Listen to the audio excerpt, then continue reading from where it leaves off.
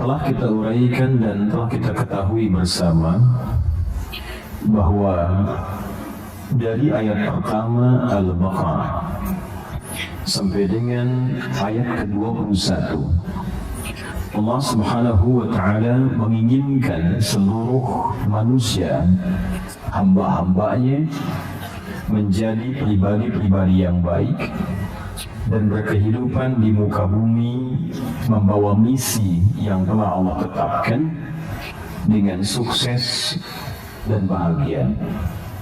Sekalipun pada umumnya manusia dalam sikapnya terhadap Allah dan berkehidupan memiliki 4 klasifikasi sekaligus 4 kualifikasi. Ada yang beriman dan mau menaati Allah, ada yang ingkar dan berpaling dari Allah, ada yang mengatakan beriman tapi perilakunya jauh dari ibadah kepada Allah, dan ada yang mengatakan beriman tapi antara hati dan perilakunya menyakiti ajaran-ajaran yang bahkan telah ditetapkan oleh Allah Subhanahu wa Ta'ala, baik mukmin, kafir, kafar ataupun munafik, seluruhnya sepanjang masih berkehidupan dan nyawanya belum sampai di kerongkongan, Allah dengan sifat Rahman dan Rahimnya menginginkan semua kembali pada jalan kebaikan dan mendapatkan kemuliaan dengan cara menyembah Allah Subhanahu wa Ta'ala. Maka di ayat ke-21 kita telah sempurnakan bahasannya dalam bentuk kasih dan sayang Allah Subhanahu wa Ta'ala. Allah berfirman, "Ya ayyuhan nasu a'budu rabbakumul ladzi khalaqakum wal ladzina min qablikum la'allakum tattaqun." Hai semua manusia tanpa kecuali, ayo kembali menjadi baik, kembali menjadi saleh. Kesolehan ini akan menghadirkan kebahagiaan dan kesenangan untuk hidupmu dunia akhirat. Maka jalan menuju itu adalah kembali kepada Allah dengan mengerjakan ibadah. Maka sembah Allah, kembali ibadah kepada Allah. Yang Allah Maha tahu jalan kebahagiaanmu itu dengan menciptamu. Karena Allah yang menciptamu, Allah tahu jalannya. Bahkan orang-orang sebelum engkau, dengan ibadah itu diharapkan engkau menjadi golongan pertama yang meningkat takwanya, dan dengan takwa itu semua harapan kemuliaan bisa engkau raih.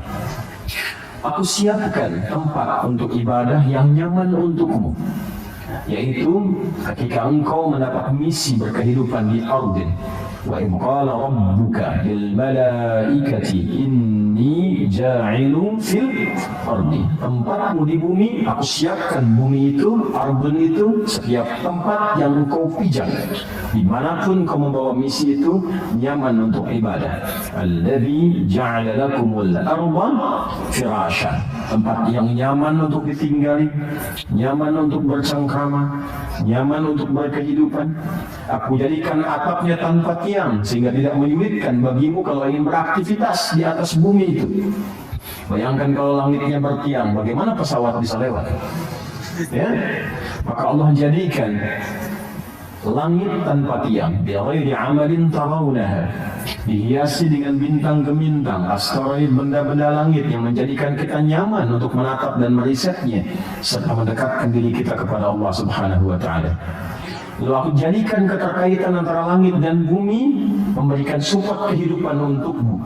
Seperti aku turunkan, kata Allah, air dari langit yang turun ke bumi, yang dengan air itu ada beragam tumbuhan dan buah-buahan yang bisa engkau manfaatkan sebagai bekal ibadah kepadaku. Konsepnya untuk ibadah, ingat itu ya. Jadi kalau kita makan, sebetulnya tenaga yang dihasilkan dari makanan itu sejatinya untuk dipakai ibadah. Hati-hati cara memahaminya. Jadi kita mencari sekarang pun kebutuhan untuk hidup itu bagi insan beriman tujuan akhirnya untuk ibadah. Beli pakaian itu bukan hanya untuk model, ingat ya. Apalagi hanya untuk dipamerkan misalnya. Bagi insan beriman itu sudah melewati fase itu. Imannya selalu menuntun perilaku dia untuk melahirkan berbagai perbuatan yang punya nilai manfaat. Jadi kalau pakai pakaian ini manfaatnya apa? Ya, pakai alas kaki manfaatnya apa? Itu dasar pertama. Insan beriman itu tidak pernah berperilaku dan menggunakan apapun kecuali punya nilai manfaat. Itu dasarnya. Jadi kalau ingin makan, manfaatnya apa? Ingin beli sesuatu, manfaatnya apa? Bukan hanya memenuhi keinginan, tapi untuk melahirkan manfaat yang kiranya dengan itu ada maslahat untuk kehidupan kita. Nah, lewat level itu nanti manfaat itu ditarik lebih jauh ke urusan akhirat. Itu yang disebut dengan ibadah. Jembatannya disebut ibadah. Nah, kalau hanya masuk pada level manfaat di situ saja, itu manusia yang belum beriman pun bisa mendapati visi itu. Tapi bagi insan beriman tidak. Semua yang terkait dengan manfaat pun bukan hanya dunia, tapi tarik jauh sampai ke akhirat. Ini yang menjadikan iman kalau sudah bersanding dengan takwa, maka visinya sampai ke akhirat. Ini yang dimaksud dengan surah Al-Hasyr. Surah 59 ayat 18 itu. Ya ayyuhalladzina amanu taqullaha wal tanzur nafsum ma qaddamat lighad. Di situ yang dimaksud akhirat. Hai semua orang beriman, tingkatkan takwamu kepada Allah dengan skema ibadah itu. Di semua kegiatan yang mungkin kita bisa lakukan, dan kita harus punya visi kata Allah, menyiapkan ibadah itu untuk persiapan akhirat. Besok kalau kita pulang, kan bahasa kita selalu begitu ya, besok kalau kamu pulang bagaimana, ya kan? Nah, ini yang dimaksudkan orang beriman, insan beriman itu visinya mesti jauh. Makanya saya sering katakan kalimat ini, manusia itu kalau sudah beriman itu pasti cerdas. Karena berpikirnya selalu panjang dan selalu punya penataan untuk beraktivitas. Kalau kita mau lebih jujur lagi untuk belajar dengan benar, bahkan waktu sholat pun membimbing kita bagaimana cara kita beraktivitas. Contoh begini misalnya, waktu sholat pertama yang kita tunaikan namanya apa? Halo? Sholat tidak ini? Oh, baik, tidak ada perbedaan pendapat di kalangan para ulama tentang waktu sholat ini. Baik, apa nama waktu sholatnya yang pertama? Subuh. Nama lainnya apa? Fajar. Perhatikan, ini satu-satunya saya sering katakan waktu sholat yang disebut dengan dua nama. Disebut dengan fajar dan disebut dengan subuh. Fajar itu untuk respon keimanannya. Jadi iman kita itu kalau mendengar panggilan yang telah Allah tetapkan, itu nanti ada konfirmasi, konektivitas dengan jiwa. Ini yang dimaksud Al-Anfal ayat kedua itu, yang sering saya katakan, sering saya kutip, ya. Innamal mu'minuna alladzina idza dzukirallahu wajilat qulubuhum. Ciri insan beriman yang sejati itu kalau disebutkan nama Allah, ada getaran dalam jiwanya. Jadi ketika dia dibacakan, diperdengarkan, Allahu Akbar, Allahu Akbar, suka ada suasana tertentu di jiwa kita kan? Nah, itu yang dimaksud wajilat qulubuhum. Nah, saat kita tidur, ya, saat kita tidur pada umumnya, kalau mendengar suara adzan, dalam keadaan tidur pun kan mengguncang ya pada diri kita itu dan membawa kita untuk bangun kan, pernah merasakan itu? Nah, pancaran dari tubuh kita yang merespon itu untuk bangun, itu namanya pancarannya fajar namanya. Jelas ya? Asalnya itu. Ya. Betul, kalau mengaitkan dengan konteks cahaya matahari, cahaya fajar yang membelah kegelapan malam, itu konteks fisikalnya. Tapi fajar itu bukan nama cahaya, fajar itu asalnya pancaran positif terhadap sesuatu. Kalau cahayanya, ya, pantul cahaya sinarnya disebut dengan dia namanya, jamak dari kata bau. Ya, kalau yang memantulkan disebut dengan nur. Itu yang dimaksud Quran surah 10. Yunus ayat yang kelima. Walladzi ja'ala syamsa diyaa wal qamara nura. Dialah Allah yang telah menjadikan matahari bercahaya, rembulan memantulkan cahaya. Ini cahayanya bukan fajar. Ya, pancaran yang disebut fajar itu pancaran yang membelah kegelapan sehingga menjadi terang sesuatu. Asalnya fajar itu setiap pancaran yang melahirkan kebaikan itu fajar. Jelas? Kalau melahirkan sesuatunya secara fisik, secara material, itu infajar namanya. Ya, berubah dari fajar jadi infajar. Masih ingat Nabi Musa mu'jizatnya diantaranya apa? Tongkat kan? Ya, tongkat ya. Tongkat beliau kan ketika dipukulkan ke batu, ada 12 suku waktu itu meminta kepada Nabi Musa, mohonkan kepada Allah supaya keluar mata air. Tapi kami pengen 12. pengen 12 supaya masing-masing dapat satu. Ya, jadi Masya Allah tuh ya. Ya Alhamdulillah kita dikasih satu kan masih bisa berbagi ya. Ya, umat dulu itu pengen 12, nggak mau katanya, setiap satu mesti mendapatkan satu. Maka Nabi Musa dengan izin Allah diperintahkan oleh Allah, ya diperintahkan pukulkan tongkat kayu ke batu itu. Itu ada di Al-Baqarah ayat 60 kisahnya. Ya, Quran surah 2 ayat 60 paling kanan di perkenahan. Wa idistasqa Musa liqaumihi faqul nadrib bi'asakal hajar.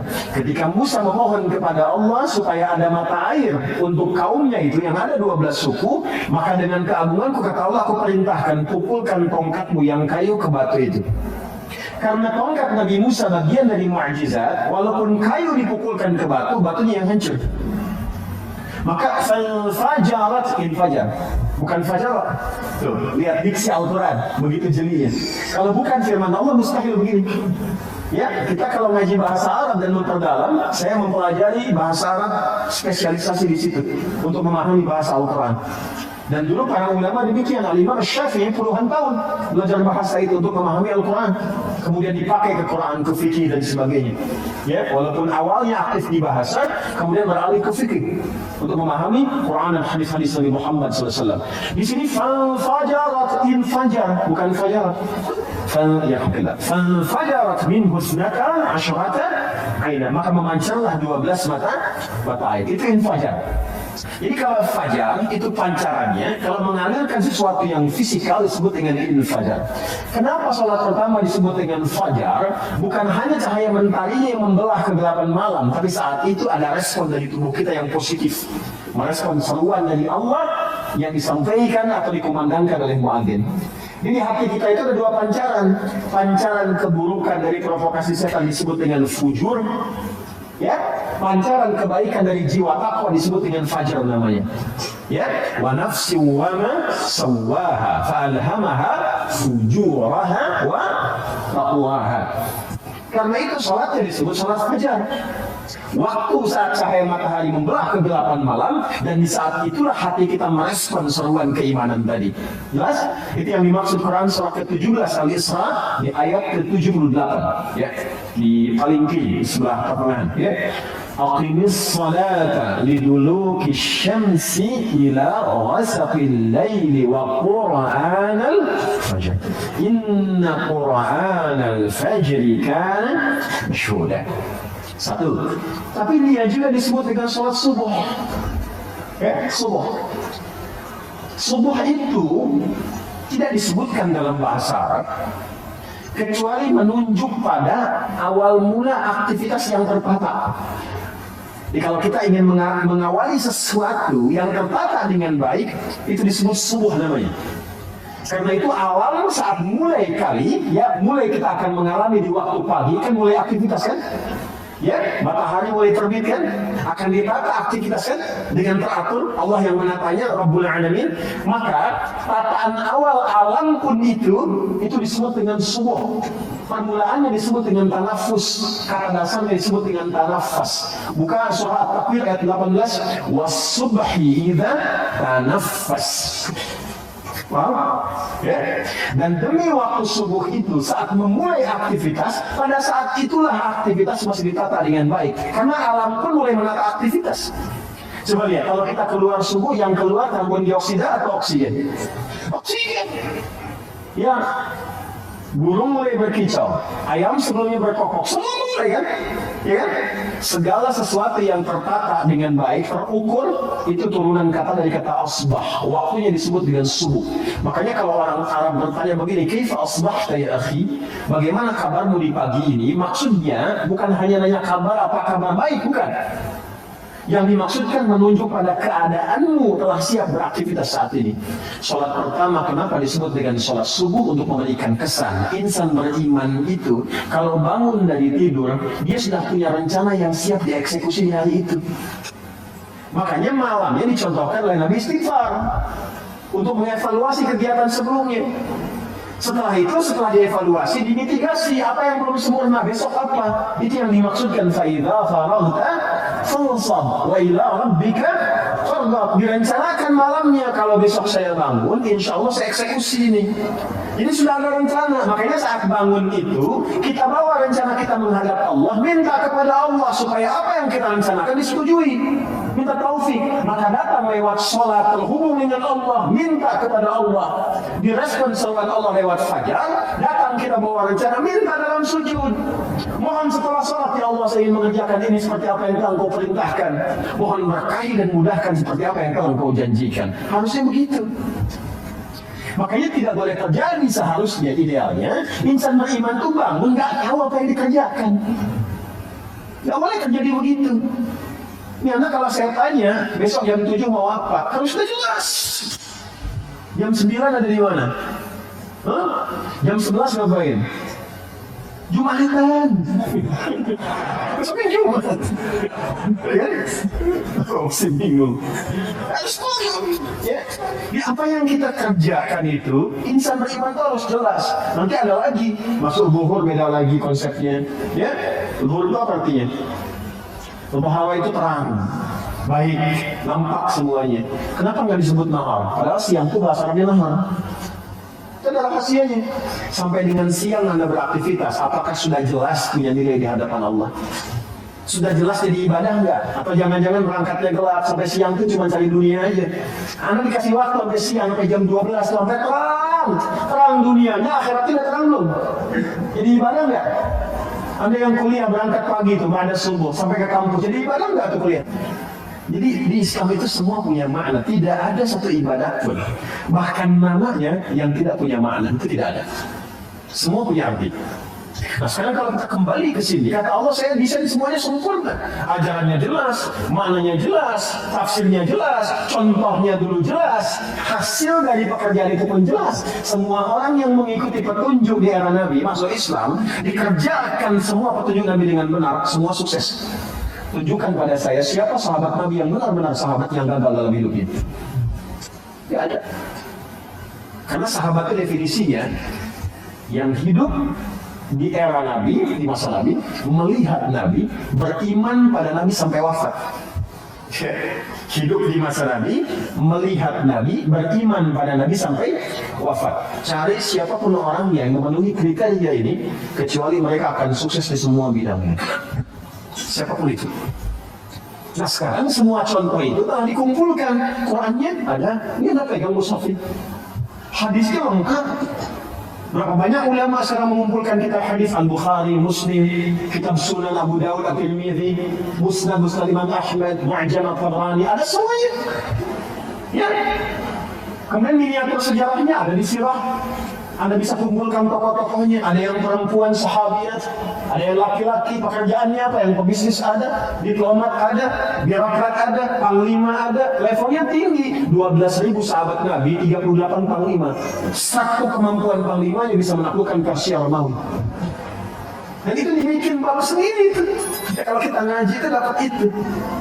Nah, maka ketika semua sudah disiapkan kata Allah, perhatikan, ini yang paling indah, ini yang mau saya sempurnakan. Wa anzala minas samai ma'an fa akhraja bihi minats thamarati rizqan lakum. Saya ingin sempurnakan kalimat dari tafsir rizqan lakum. Semua itu kata Allah, di sini aku siapkan kenyamanan untukmu, ketenangan untukmu, langit yang indah itu, beragam buah-buahan yang kau nikmati. Untuk ibadah itu rizqan lakum, adalah rizki untuk kalian. Apa itu rizki? Ini ya kalau kita memahami ayat Al-Quran secara benar, maka tidak ada satupun kalimat yang keluar di lisan kita kecuali fabi ayyi ala'i rabbikuma tukadziban. Semua yang Allah kasih itu untuk kebahagiaan kita, untuk kenikmatan kita, kebahagiaan kita, ketenangan kita. Bahkan semua untuk kita, ibadah pun balik ke kita. Kenyamanan, ketenangan, bahkan ketika diciptakan pun kata Allah itu rezeki buat kamu. Ini sebenarnya nggak ada beban dari Allah itu untuk kita, nggak ada beban. Ketika diberikan ujian pun itu jawaban dari harapan kita. Kan kadang kita meminta sesuatu kan, lalu Allah berikan jalan pintunya. Nah pintu itu yang kita lewati itu. Tapi kalau buka pintu, maaf, itu ada pintu di sana, saya di sini. Mungkin nggak saya keluar dari masjid kalau nggak saya lewat situ. Itu ada pintu di sana, saya ada di sini. Saya ingin keluar dari masjid ini, mungkin nggak saya bisa keluar kalau saya nggak jalan ke situ. Nggak mungkin. Mungkin nggak saya keluar kalau pintunya nggak dibuka. Nggak mungkin. Karena itu ketika kita berharap sesuatu, Allah berikan jalan. Untuk meniti jalan itu ada ikhtiar. Itulah yang sering kita namakan dengan ujian. Itu yang Allah istilahkan di Quran, dinamakan dengan bala, ibtila, ya. Walanabluwannakum bisyai'. Dan itu pun nggak akan pernah kita diberikan jalan itu kecuali kita mampu. Kalau nggak mampu nggak dikasih. La yukallifullahu nafsan illa wus'aha. Jadi kalau kita nggak mampu nggak akan dikasih. Jadi yang sering kita sebut dengan ujian itu, cara memahaminya bukan hambatan, bukan beban. Itu jawaban dari keinginan kita. Sebab kalau Anda nggak minta, nggak akan dikasih. Kalau bukan untuk masalah, nggak akan diujikan. Itu pun kita mampu gitu. Itu indahnya. Maka di sini Allah katakan rizqan lakum. Rizki itu ma yuntafa'u bihi atau ma yantafi'u bihi al-'abdu. Segala yang bisa dimanfaatkan. Saya ulangi, rizki itu definisi asalnya segala yang bisa dimanfaatkan. Pada awalnya segala yang bermanfaat. Ya, jadi kita belum bicara tentang bagaimana cara meraihnya. Pelan-pelan.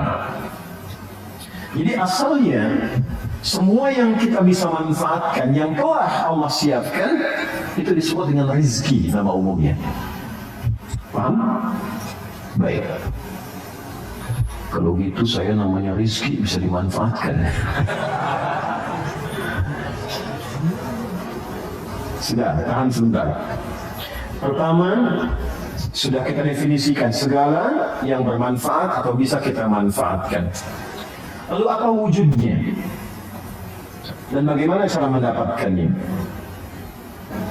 Pertama, hukum rizki Allah telah tetapkan aturannya. Saya ulang, hukum rizki Allah telah tetapkan aturannya sebagai berikut. 1. Ada rizki yang dikhususkan bagi setiap hamba dan tidak akan tertukar. Ada rizki yang dikhususkan pada setiap hamba dan tidak akan tertukar. Kuotanya pas. Ya.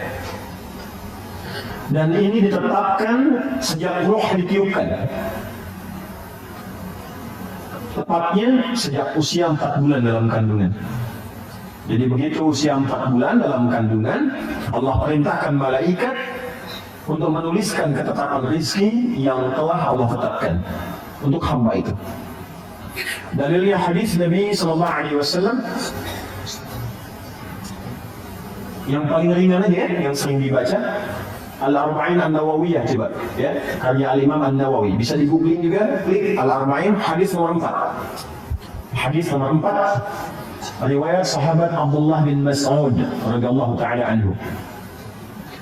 Qala an Abi Abdurrahman Abdullah bin Mas'ud radhiyallahu ta'ala anhu. قال رسول الله صلى الله عليه وسلم إن أحدكم يجمع في بطن أمه 40 يوما نطفة رحمك الله ثم يكون مثل ذلك علقة ثم يكون مثل ذلك مضغة ثم يرسل إليه الملك فينفخ فيه الروح ويؤمر بكسب 40.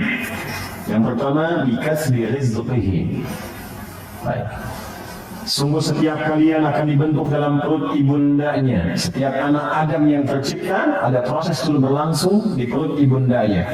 40 hari pertama proses perpaduan antara spermatozoa dengan ovum, berproses. Kemudian 40 hari yang kedua berbentuk alaqah. Zigot mulai menempel di dinding rahim, ada proses yang kedua tahapannya.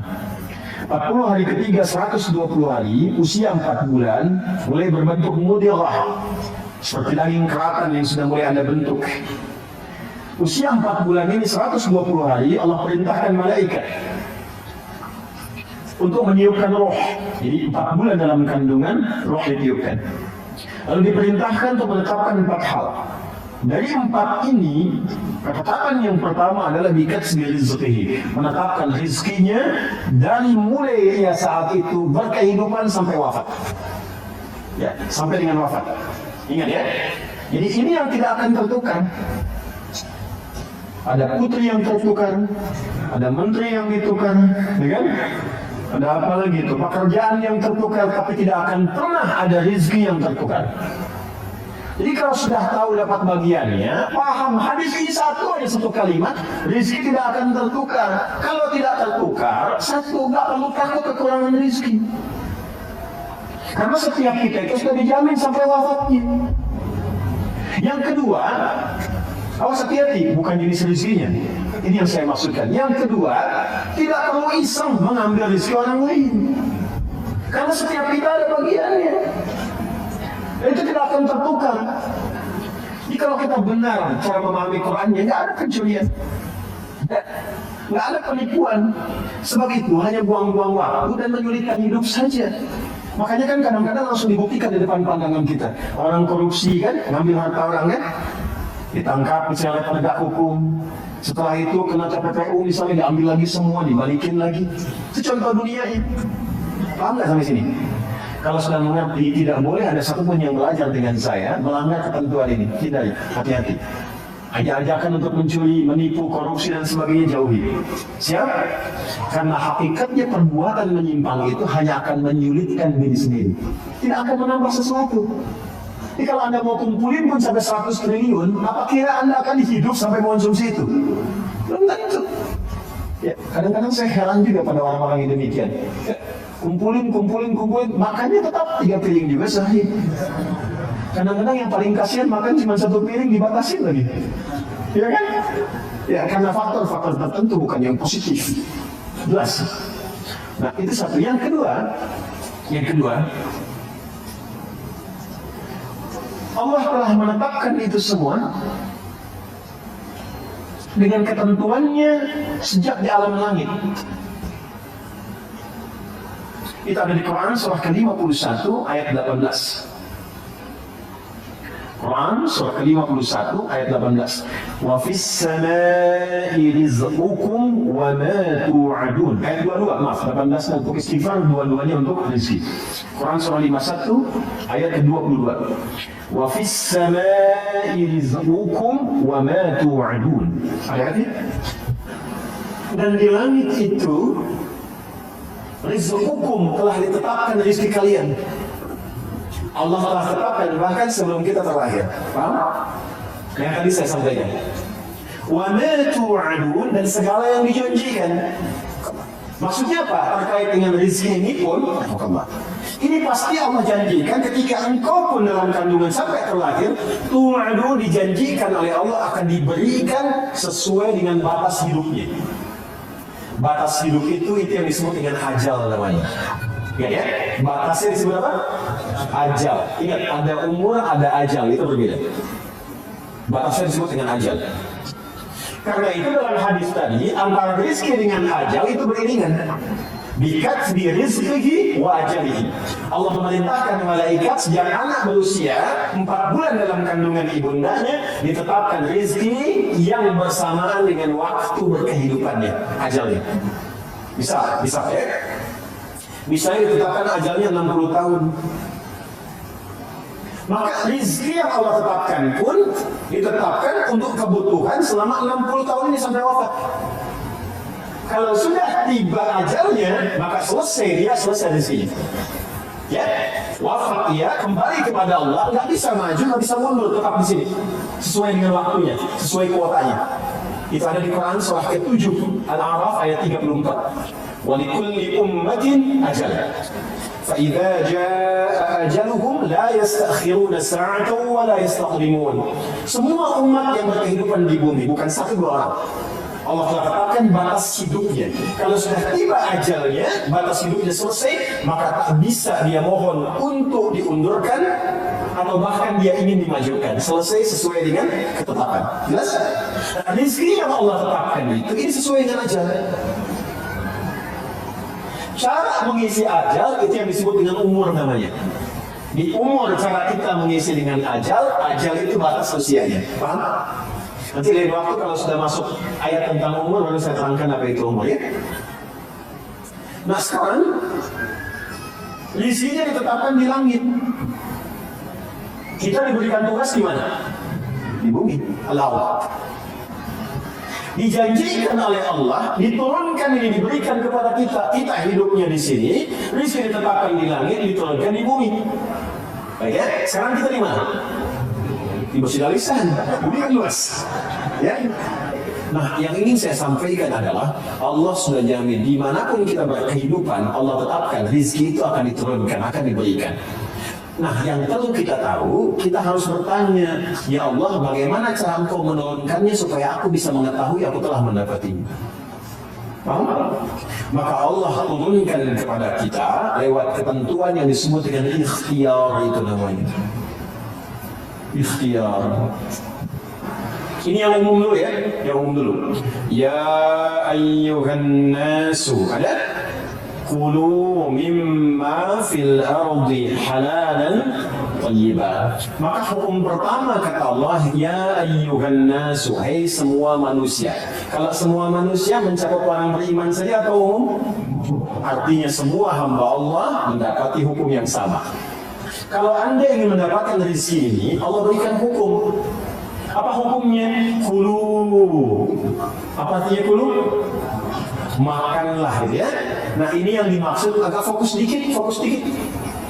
Ini di ilmu balaghah menggunakan hukum begini, dzikrul ba'di yuradu bihil kullu. Paham? Tidak, baik. Bahasa Indonesia begini, bahasa Indonesianya. Sinekdok pas protokol. Paham? Tidak. Disebutkan sebagian mewakili keseluruhan. Paham? Nah, itu maksudnya. Ya. Kira-kira kalau kita ingin mengerjakan sesuatu, beraktivitas bekerja, seringkali kita katakan kan untuk mencari sesuap nasi ya. Bapak mau kemana? Mencari sesuap nasi. Ibu ayah kemana? Mencari sesuap nasi. Padahal mungkin yang dicari satu rice cooker kan? Ya? Pakaian, kebutuhan dan sebagainya. Baik, itu kan rezeki ya? Rezeki kan? Baik, maka rezeki itu pertama bersanding dengan ikhtiar. Wujud ikhtiar itu adanya aktivitas pekerjaan. Karena itu, perhatikan, kata yang mengiringi rezeki bentuknya kata kerja. Hulu, ya kerja. Kalau ingin mendapatkan bagian rezeki yang telah Allah tetapkan, mesti ada ikhtiar. Kita bergerak-gerak aja, beraktivitas yang diniatkan untuk mendapatkan rezeki. Rezeki turun. Persoalannya apakah diturunkan waktu itu ataukah diakumulasikan kemudian nanti ada kehendak Allah menyertainya. Halo, jelas? Jadi sebetulnya rezeki itu sederhana. Kalau kita mau bergerak, aktivitas kita ada rezeki. Ya, Anda lapar, haus. Kalau diam aja nggak akan selesai hausnya. Tapi kalau Anda ke belakang tanya, Pak, maaf saya tuh haus sekali. Keluarlah air minum dari DKM. Ya? Tapi saya juga lapar, Pak. Emang Bapak nggak mau makanan di sini? Enggak, keluarlah kemudian makanan. Jadi kalau kita mau bergerak, ada itu rezeki. Anda keluar tuh. Begitu di perempatan jalan kan orang cuma prit, Anda parkir. Tiba-tiba dengan peluit itu baru keluar sedikit, prit. Karena dia nggak pakai peluit sekarang itu. Mundur, balas kiri, kan? Kita tanya, kenapa emang yang kanan kan sudah dibalas sama yang kiri? Balas kiri, balas jalan. Dengan kalimat itu aja Anda mengeluarkan uang kan? Kasih oleh 2.000, makasih Pak. Kasih 5.000, makasih Om. Ya? Udah pindah dong. Kasih 10.000, makasih Bos. Ya? Kan? Lumayan kan? Jika kita mau bergerak, sebetulnya rezeki itu turun. Hanya nanti ada yang diakumulasikan, ada yang diberikan seketika. Ada yang sifatnya akumulatif. Sebetulnya hasil ikhtiar Anda hari ini, cuma mungkin diberikannya besok. Pernah nggak Anda cari pekerjaan? Bahasa manusia ditolak di sini, tolak di situ, tolak di sini. Pernah yang gitu ya? Tapi tiba-tiba setelah seminggu, 2 minggu, 1 bulan, Anda mendapatkan pekerjaan yang tawaran gajinya di luar ekspektasi Anda. Pak, mau nggak nih ada peluang 9 juta Ternyata itu hasil ikhtiar Anda dari hari pertama, kedua, ketiga dapat itu. Paham sekarang ya? Itu hukum pertama. Jadi nggak bisa mendapatkan rezeki dengan diam. Selalu ada ikhtiar. Tapi jangan sampai ikhtiar itu awas ditempuh dengan bentuk yang negatif. Atau didapatkan dengan cara ikhtiar misalnya ya, bukan dalam gerak yang positif. Negatif itu kan bisa maksiat, ya. Apa pengertiannya? Pengertian yang kedua, tidak bergerak sehingga sakit. Dengan sakit itu rezeki datang. Paham nggak? Anda nggak minum sampai sakit, gitu kan? Nah, begitu sakit, tiba-tiba ada tawaran nengok, bawa buah, gitu kan? Bawa makanan. Jangan diikhtiarkan dengan sakit untuk mendapatkan itu. Paham? Apa yang kedua, dengan cara maksiat. Seseorang menempuh maksiat, menempuh cara yang tidak dibenarkan, yang menimbulkan persoalan. Sesuatu yang menimbulkan persoalan, kemudian persoalan itu bisa diurai sehingga lurus kembali, keadaan yang lurus benar, gak ada soal, itu disebut dengan halal namanya. Dari kata ahalla yuhillu. Kata ahalla dari kata halla. Orang Arab kalau mengatakan hillul muskilah, artinya atau hillul ahbal, benang yang kusut bisa diurai lagi, sehingga dia menjadi lurus. Sesuatu yang lurus yang tidak ada persoalan disebut dengan halal namanya. Jelas? Nah maka ketika Anda menempuh mencari rezeki ini, carilah yang lurus-lurus saja. Cari yang lurus, jangan cari sesuatu yang membuat kehidupan Anda jadi kusut. Karena itu segala bentuk pintu yang mengantarkan pada kekusutan hidup, yang memungkinkan Anda menjadikan hidup bermasalah, dilarang oleh Allah. Jangan lakukan ini, jangan kerjakan ini. Lawan dari sesuatu yang lurus, yang larangannya ditampilkan sehingga mencegah kita dari kesulitan, disebut haram namanya. Karena itu dihadirkan lawan halal itu dengan haram. Halal pada asalnya menunjuk pada keadaan lurusnya, sedangkan haram hukum pencegahannya. Saking sayangnya Allah kepada kita, saya inginkan hidup itu lurus, jangan ada masalah. Jangan sampai kamu bapaknya yang korupsi, anaknya yang dibully. Jangan sampai bapaknya yang bermasalah, anaknya yang di sekolah yang diserang oleh teman-temannya. Anak SD diteriaki, bapak kamu koruptor ya, bapak kamu koruptor ya. Anda tega melihat anak Anda bermasalah di sekolahnya hanya karena perbuatan bapaknya. Maka kata Allah yang lurus-lurus saja, gak usah menipu, gak usah korupsi, gak usah nyogok, lurus aja. Kan tadi tahu rezekinya sudah ditentukan, gak akan tertukar. Besok meninggal juga kok. Oh meninggal besok. Paham nggak? Paham di sini ya? Nah, kalau sudah paham, kalau sudah dapat yang itu, cari yang baik-baik untuk tubuh kita. Tadi jangan sampai mendapatkan sesuatu, betul cara dapatnya halal. Cuma mengonsumsi yang lain yang kira-kira nggak sehat untuk tubuh. Dapat harta dengan halal, beli durian. Duriannya bagus, tapi kalau makan durian 100 biji, kan masalah. Maka idealnya dapatkan dengan cara yang benar, konsumsi dengan cara yang menyehatkan. Cara yang menyehatkan itu bahasa Arabnya thayyib. Dari kata qadda, ya kan? Orang yang berkontribusi membantu supaya sehat disebut tabib. Bahasa katanya dokter.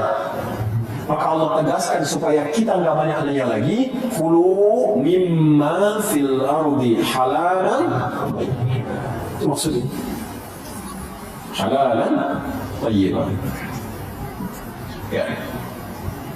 Jadi mencari rezekinya di mana? Halo? Di langit telah ditetapkan rezeki. Diturunkan ke mana? Ke bumi. Maka cara kita berikhtiar, ikhtiarnya di mana? Di bumi. Tapi apakah mungkin mencari rezeki di bumi, semuanya bumi kita kelilingi? Tidak kan? Karena itulah ayat yang mengatakan mimma, singkatan dari min dan ma, di setiap tempat yang mampu engkau pijak. Jadi kalau misalnya Anda merasa nggak ada peluang di sekitar ini, pindah. Kan Bekasi luas. Itu orang Bekasi. Nggak ada di PTM pindah PJS, ada PJS pindah Greenview, nggak ada di sini pindah Pekayon. Pekayon aja masih luas. Nggak ada di selatan pindah utara. Nggak ada di utara pindah timur. Ya? Nggak ada di timur pindah dari kota ke kabupaten Bekasi. Nggak ada di situ, geser pindah Depok. Nggak ada Depok pindah. Banyak sekali tempat bisa dipijak. Jangan jadikan alasan ketika nggak menemukan di satu tempat Anda berbuat maksiat. Bukan Anda di sana maksudnya, ini contohnya. Ini jangan jadi alasan kalau Anda tidak mendapatkan di satu tempat, jangan jadikan pijakan itu untuk berbuat maksiat. Udah sekarang susah jadi yang halal, itu aja yang haram susah. Kenapa sih harus selalu banyak alasan? Allah sudah menjamin, kenapa manusia bikin susah? Paham sampai sini? Jelas ya? Nah ini bagian yang pertama, ini hukum umum. Jadi kalau ingin mendapatkan rezeki, ingin mendapatkan kesuksesan dalam konteks berkehidupan, maka silahkan beraktivitas, silahkan bekerja, silahkan semangat, dan iringi pengetahuan untuk menambah itu, menambah kuantitas dan kualitasnya. Biasanya nanti persamaannya semakin tinggi ilmunya, semakin juga cepat mendapatkan rezekinya. Makanya S1 dengan S2 beda kan? Dari sekali saja kan? S2 dengan S3 beda kan? Ya? Nah, maka kalau ingin tingkatkan silakan ada skema pengetahuan, ada skema rajin untuk beraktivitas. Semakin Anda menguatkan diri, semakin rajin, semakin kuat, semakin banyak bisa dapatkan. Jadi kalau masalah rezeki, yang teori pertama hukum umum tidak dikorelasikan dulu dengan iman. Jadi di sini tidak bisa Anda berkata begini, ya Allah, aku sudah beriman, kenapa dia kaya aku tidak? Padahal dia nggak beriman. Allah balik nanya, kamu kerja nggak Joni? Kan aku udah bikin hukum, dia memang belum beriman, tapi dia lihat tuh keluarnya kapan, kerjanya bagaimana. Kamu belajar 2 jam, dia 8 jam. Sih kan? Dia punya kreativitas, punya inovasi, kamu cuma lihat, manfaatkan, kerja begini, kamu ketinggalan. Kalau kamu mau seperti itu, ya kamu berikan tenaganya, ekstra tambahkan dan seterusnya. Kan F1 sama dengan F2 kan? Gaya gerak sama dengan gaya dorong. Apa yang didapatkan itu yang keluar, udah kan? Dan seterusnya, nanti banyak kalau fisika bisa kita turunkan lagi. Ada hambatannya, ada macam-macamnya, ada tantangannya. Hukum Pascalnya kan apa? F sama dengan P kan? Gaya berbanding lurus dengan tekanan kan? Iya kan? Jadi kalau Anda bergaya ingin tampil, ingin keluar, akan selalu ada tantangan-tantangan di depan. Dan semakin banyak gaya, semakin banyak tantangan. Ya kan? Semakin banyak gaya, semakin banyak tantangan. Semakin ingin bergaya, semakin banyak tekanan. Kan S berbanding lurus dengan P. Kan belajar fisika ya? Baik. Nah, itu hukum pertama. 2, Ustaz. Ya Allah, kami beriman. Apa manfaat iman kami untuk rezeki kami? Ini mahal ini informasinya, karena dari Quran langsung.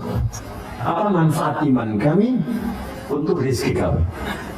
Maka bagi insan beriman dipindahkan oleh Allah ayatnya dari hukum umum ke hukum khusus. Pertanyaannya sampai malam ini waktu Indonesia bagian barat ini dari Bekasi, kita semua, kita udah masuk ke hukum ini belum? Pertanyaan begini, kita beriman tidak? Beriman.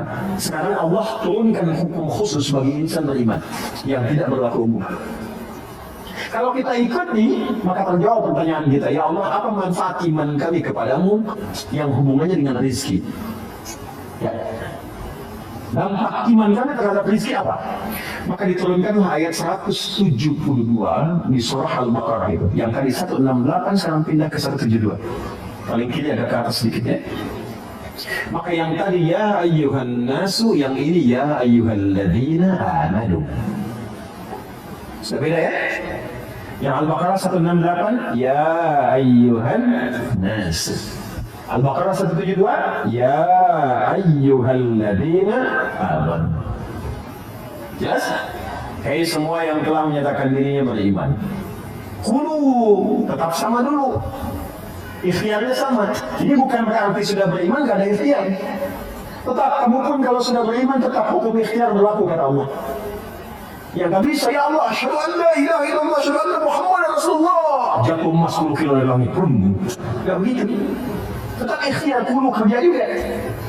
Tapi perhatikan cara bekerjanya insan beriman. Ini yang ingin saya maksudkan. Dan ini bukan sesuatu yang menghasilkan keluhan. Jadi kalau kita sudah mengerti dan benar-benar beriman, ikuti ayat ini, perhatikan jaminannya. Kulu min thayyibati ma razaqnakum. Fokus baik-baik. Pada hukum umum ya ayyuhan nasu kulu mimma fil ardi, hukum ikhtiarnya dibuat oleh Allah Subhanahu wa taala dengan hukum umum yang rezekinya akan turun berdasarkan dengan kerasnya ikhtiar. Semakin tinggi ilmunya, semakin banyak kerjanya, semakin juga berbanding lurus dengan rezeki atau kuantitas rezeki yang didapatkan. Jadi kalau kerjanya makin keras, ya, makin kuat, makin disiplin, makin banyak waktunya, maka demikianlah kuantitas rezeki makin datang, makin banyak, makin banyak, makin banyak. Bagi insan beriman, Allah rubah hukumnya. Perhatikan, kulu min thayyibati, dihapuskan kalimat mimma fil ardi. Kulu min thayyibati ma razaqnakum, dan yang paling dahsyat diganti kata mimma fil ardi dengan kalimat ma razaqnakum. Perhatikan cara menerjemahkannya. Kalau kita baca Quran, bacanya begini, ya ayyuhalladzina amanu kulu min thayyibati ma razaqnakum. Tapi kalau kita terjemahkan, cara membacanya begini, hai semua insan beriman, ma razaqnakum, telah banyak aku siapkan, dengan keagunganku aku telah siapkan rezeki untukmu. Jelas? Paham gak sampai sini? Nah, bagaimana cara mendapatinya? Maka mencarilah, berikhtiarlah untuk mendapatkan aku yang telah siapkan itu. Yang telah aku siapkan itu dengan imanmu. Bagaimana ya Allah cara mencari rezeki dengan iman? Pertama, Allah buang pada bagian kedua kata halal yang tidak disebutkan. Kenapa dibuang kata halal? Karena bagi insan beriman itu, imannya sudah otomatis membimbing dia pada segala yang halal. Pengertiannya apa? Pengertiannya, setiap insan beriman itu mustahil mencari yang haram. Jadi kalau kita insan beriman selalu terpikir mencari yang halal, itu rezekinya Allah akan dekatkan kepada kita, sehingga kita Allah mencarinya. Itu maksudnya. Jadi sekarang kalau mau kerja, kalau mau cari apapun, yang dibayangkan pertama kali jangan sulitnya dulu, jangan capeknya, jangan jauhnya, yang dibayangkan halalnya. Ya, jadi yang terbayang itu apa yang dihalalkan oleh Allah. Konsultasi ke ulama, lihat bakat Anda, minta sama Allah. Kalau Anda lakukan ini, kata Allah, aku mudahkan engkau mendapatinya, bukan engkau lelah mencarinya. Itu yang dimaksudkan. Jelas sampai sini? Nah, kalaupun sudah dapat, iman itu akan membimbing kita untuk selalu menyikapi rezeki dengan asas manfaat. Jadi yang Allah berikan nanti berkahnya. Dan berkah itu nggak dilihat pada banyaknya, nggak dilihat pada banyaknya, karena setiap yang berkah itu pasti mengandung manfaat. Ini ciri insan beriman itu sudah nggak lelah mendapatinya, lalu nafsunya ditata oleh Allah supaya memanfaatkan apa yang dicari itu, segala yang bermanfaat untuk dirinya saja. Jadi akhirnya dia nggak sibuk banyak berpikir sesuatu, yang penting bermanfaat untuk dirinya, dia dapatkan. Saya beri contoh begini, yang paling gampang memahaminya. Bapak Ibu kalau haus itu butuh apa? Minum. Sederhananya kan ada minuman, kita minum selesai haus kan? Itu konsep dasarnya. Jadi kalau ada air bening, ini air misalnya bening, airnya bagus, menyehatkan, baik. Kalau diminum, hausnya hilang nggak? Nah, itulah asas manfaat namanya. Saya bukan ingin contohkan saya minum, bukan. Saya tidak terbiasa ceramah sambil minum. Ya, karena memang nggak mungkin ceramah sambil minum, gitu ya. Simpan dulu. Yang saya ingin katakan, prinsip minum itu menghilangkan haus. Tapi persoalannya ketika nafsu menunggangi itu, ini masalah. Minum Pak, coba mau yang ini ya. Pengen buah naga. Naganya coba, jangan yang di Depok ya, cari. Kemudian enggak? Sekalian beli nasi goreng ya, ke kebun sini, mampir di sudah. Jam segini suruh nyari nasi goreng yang di kebun sini. Padahal di depan udah banyak keliling-keliling, tak. Nyari sana macet, dapat buah naga, begitu mau kebun sini tutup. Kayaknya nggak makan gitu. Itulah nafsu. Itulah nafsu. Kalau sudah ditunggangi oleh nafsu berdasarkan provokasi setan. Paham nggak sampai sini?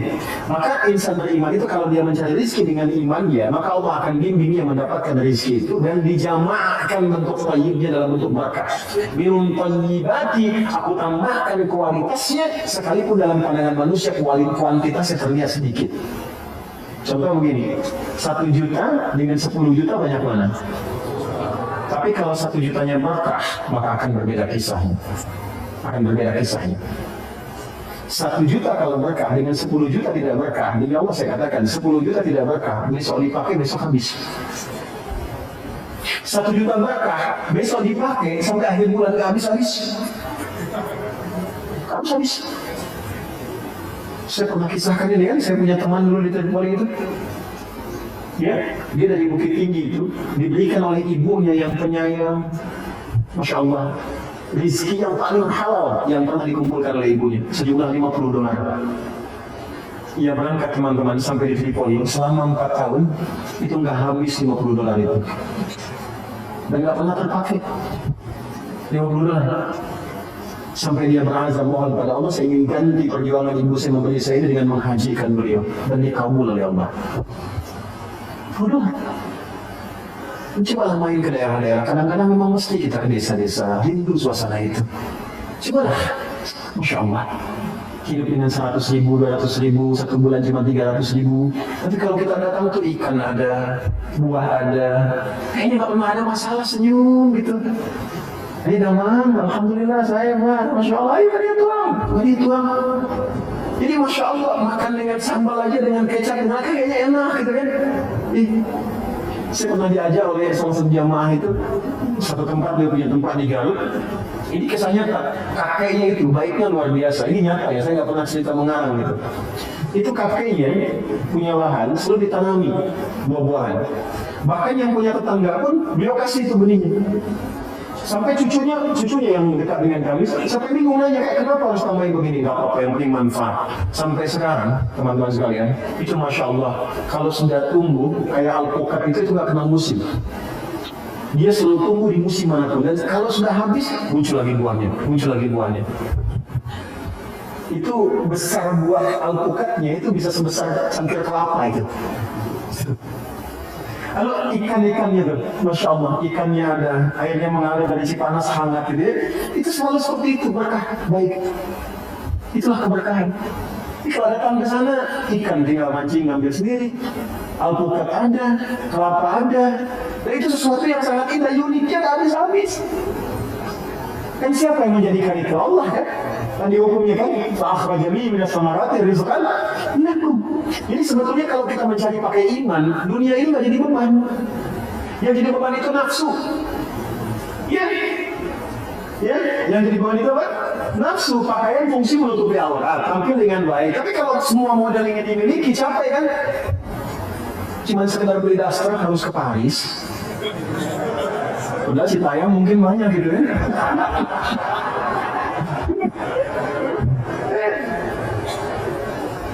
Beli tas, ya, beli sepatu, Cibaduyut banyak gitu. Jauh-jauh ke Amerika, begitu pulang lihat made in Cibaduyut. Ya, saya tidak mengatakan harus tidak boleh kesini kesana, bukan. Yang ingin saya katakan adalah kadang-kadang kita harus menempatkan diri apa yang kita butuhkan itu dikonsumsi. Kalau cuma memenuhi nafsu, itu beban nantinya. Jelas nggak? Nah, jadi kalau kita mencari dengan iman, yang pertama dilakukan adalah kita mendekat kepada Allah, lalu Allah akan mendekatkan rezekinya kepada kita, sehingga membuat rezeki itu mudah didapatkan, bukan kita malah mencarinya. Jelas? Yang kedua, insan beriman selalu berpikir mencari yang halal dan menjauhi segala yang tidak disukai oleh Allah Subhanahu wa Ta'ala. Riba jauhkan, tipu menipu, sogok menyogok jauhkan. Maka ketika itu dijauhkan, keberkahan yang Allah berikan.